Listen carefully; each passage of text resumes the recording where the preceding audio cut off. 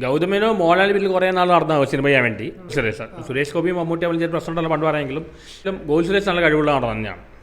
ഡൊമിനിക്കിൻ്റെ teaser ഇറങ്ങിയിട്ടുണ്ട് മമ്മൂട്ടിയുടെ പുതിയത്.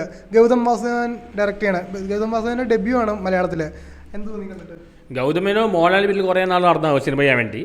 പക്ഷെ നമുക്ക് ഇപ്പോൾ നല്ല സെലക്റ്റീവായിട്ട് നല്ല ബുദ്ധിപരമായിട്ടാണ് മുന്നോട്ട് പോകുന്നത്.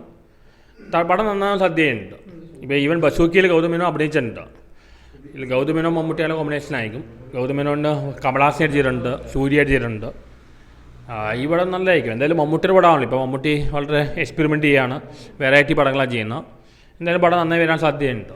മമ്മൂട്ടിയുടെ കൂടെ നമ്മൾ ടീസറിൽ കണ്ടത് ഗോകുൽ സുരേഷിനെയാണ്. എങ്ങനെയുണ്ടായിരുന്നത്? ഗോകുൽ സുരേഷ് ഗോപിയും മമ്മൂട്ടിയെ വലിയൊരു പ്രശ്നമുണ്ടല്ലോ പണ്ട് പറയുമെങ്കിലും മക്കളായിട്ട് പ്രശ്നമൊന്നുമില്ല. എന്തായാലും ഗോകുൽ സുരേഷ് നല്ല കഴിവുള്ള നടൻ തന്നെയാണ്. എന്തായാലും പടം വലിയ വിജയമാവട്ടെ, നല്ല പടമാകാൻ സാധ്യതയില്ല. ഗൗതമേനോണല്ലോ ഡയറക്റ്റ് ചെയ്യുന്നത്.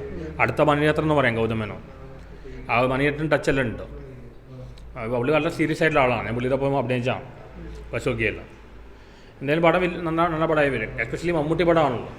എങ്ങനെയാണ് ഇപ്പോൾ ഒരു ടീസർ കണ്ടിട്ടുള്ള പ്രതീക്ഷ? കോമഡി നല്ല കോമഡി പടമായിരിക്കും. നല്ല എല്ലാം കൊണ്ട് എല്ലാ എലമെൻസും ഉണ്ട്. നന്നായിട്ട് നല്ലൊരു എൻ്റർടൈനറായി. ഓക്കെ.